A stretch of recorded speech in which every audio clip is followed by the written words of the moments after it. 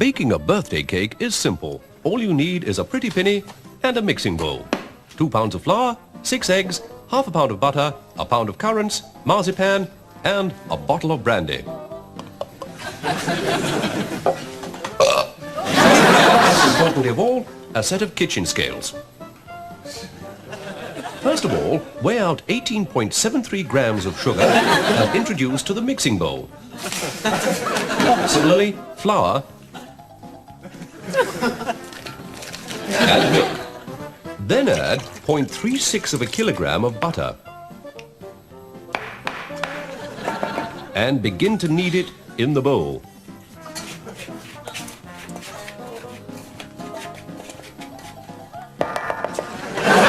Your mixture should now have the consistency of a smooth paste.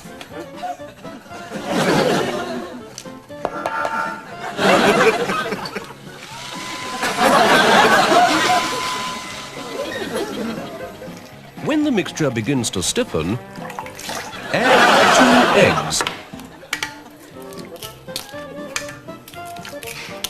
Remembering, of course, to remove the yolks first.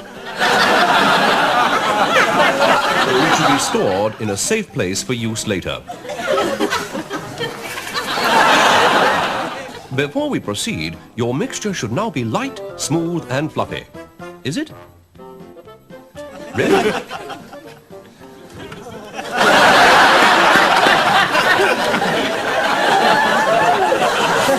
Into a second bowl, add raisins, sugar, milk, and a soupçon of brandy. Now, remember those egg yolks you saved earlier? Retrieve these and add to your original mixture. Whisk thoroughly.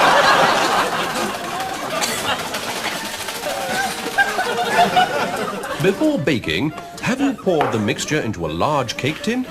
Good. Now place your mixture in a preheated oven at a very low heat.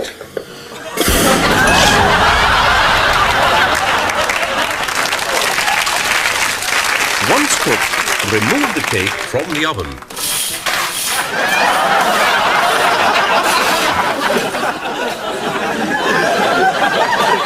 Your cake is now ready for decoration. You should have already prepared an icing mixture. Have you? Now carefully apply the icing to the cake.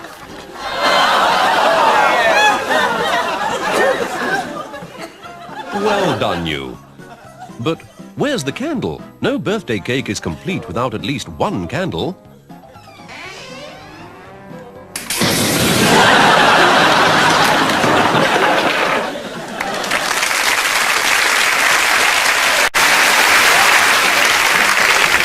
Britain's motorists depend on the resourceful, skilled men and women who work for our motoring organisations. Men and women who are always equipped for any motoring emergency. Every officer carries jump leads, a full toolkit, a foot pump, and a can of oil and petrol, and most importantly of all, a jack.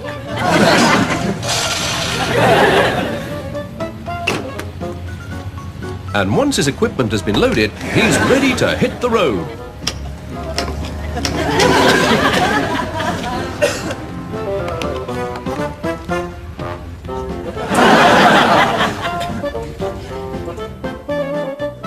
Colleagues from rival organisations are always ready to help.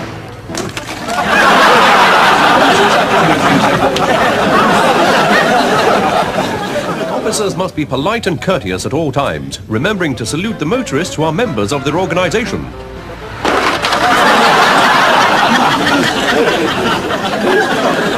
For the stranded motorist, knowing help is at hand is a great weight off his mind.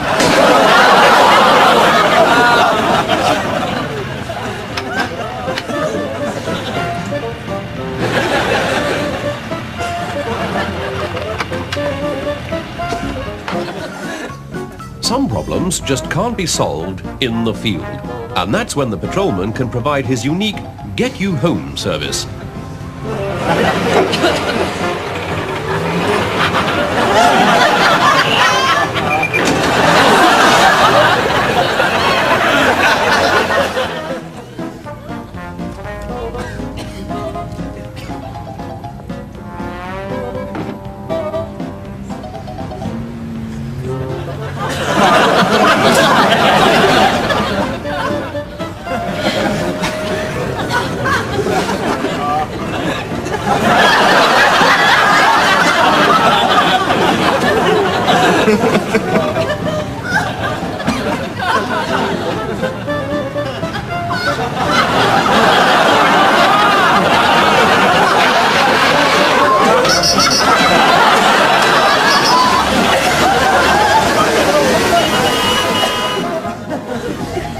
matter what the problem, the motorist friend will always have a solution.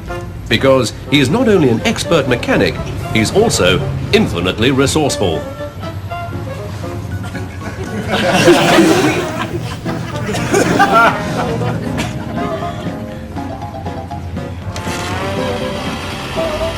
So remember, if you're in trouble on the road and you don't know which way to turn, the motorist friend is always there to lend a hand.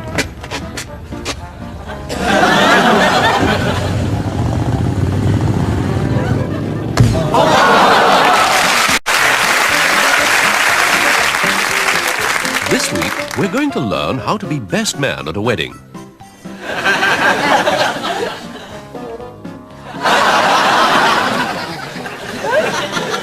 The best man's responsibilities begin well before the actual morning of the wedding. Your first duty is to oversee the stag night, which traditionally takes place on the eve of the big day. The stag night is an ideal opportunity to reminisce about old times, to renew old acquaintances. But you mustn't allow the proceedings to get out of hand. Ideally, both best man and groom will be safely tucked up in bed by midnight, because a sound night's sleep is essential. The big day itself arrives, and now your first priority must be to get the groom ready in time for the wedding service. One of your main duties as best man will be to organize your team of ushers. You should make sure that they're waiting for the wedding guests at the door of the church, and that they separate them into bride's family and groom's family. As your guests arrive at the church, you may discover that there aren't enough pews to seat them all. If this is the case, do try to be economical with the space available.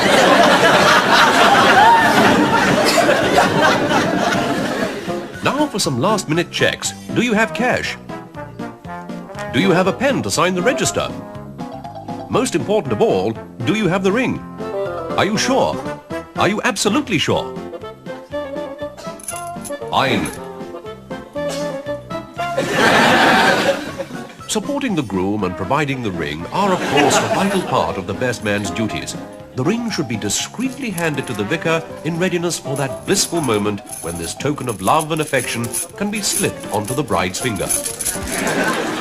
The happy moment, the bride and groom are coming together for the first time. The best man's speech.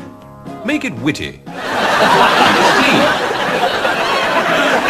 Make sure everyone can hear.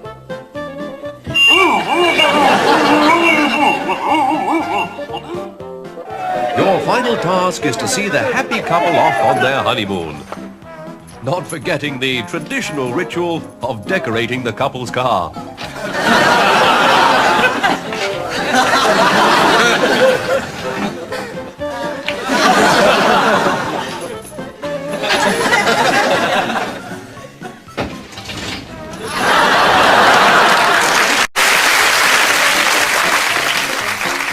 Today we take a close look at the exciting life of the store detective. A good store detective could pop up absolutely anywhere.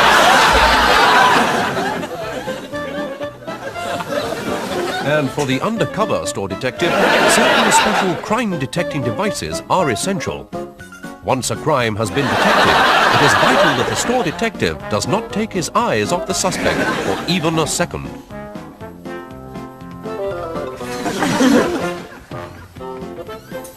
Does the shrewd detective still have his suspect in sight?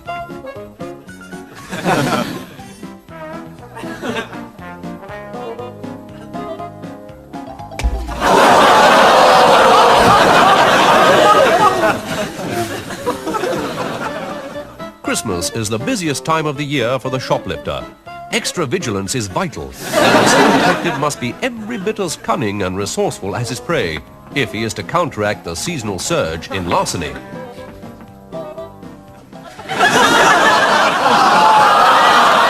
Fortunately, store detectives can call upon a highly sophisticated electronic intelligence network which supports the man in the field.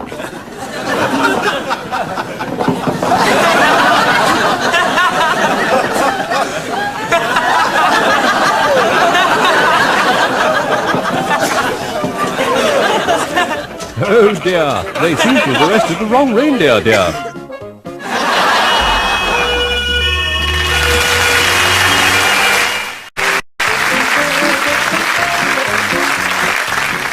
week, how to carve a new career in the exciting world of professional photography. At the very least, the aspiring photographer will need to equip himself with basic kit, starting with 35mm body, 35mm body spares, every lens available from 35mm to 1000mm, flash guns, bounce, dedicated and slave lights, parabolic reflectors, various film stock and sports finder facility, plus a sturdy camera bag. With just these few inexpensive items, the photographer is fully equipped to dash out on any assignment the instant it crops up. However, before tackling his first professional photographic job, the cameraman first practices his skills at home to get the feel of his new equipment. You will probably find there's no shortage of amateur models in the family, all too willing to be yours.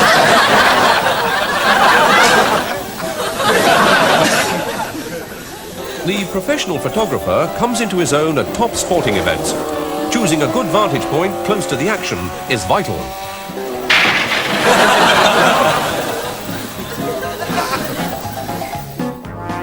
To the experienced cameraman, the page 3 or glamour assignment is a job just like any other and is approached in a cool, calm and above all, thoroughly professional.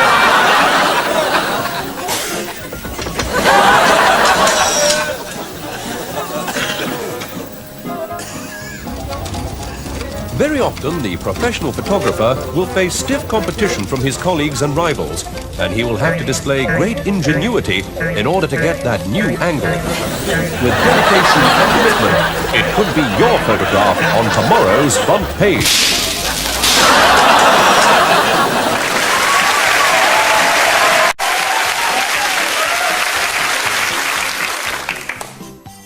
This week, how to be the perfect father.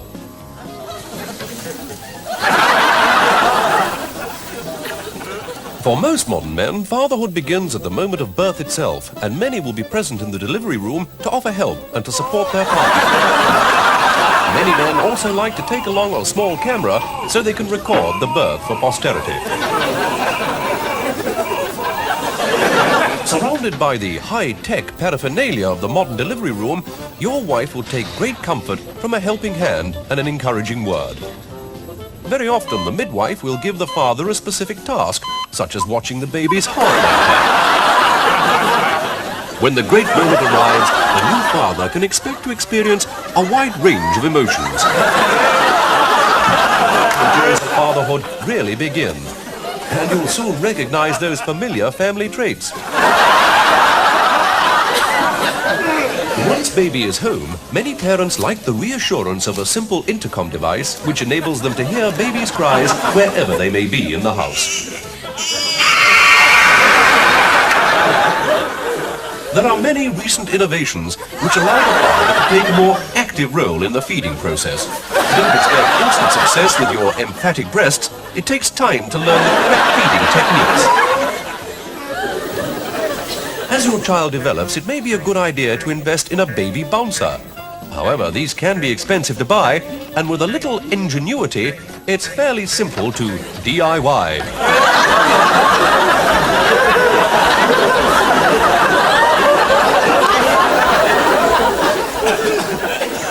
Try not to force your child into unsuitable activities. Too many fathers live out their sporting fantasies through the lives of their children. Are you happy with fatherhood? Do you find it exciting? Would you do it again? Would your wife?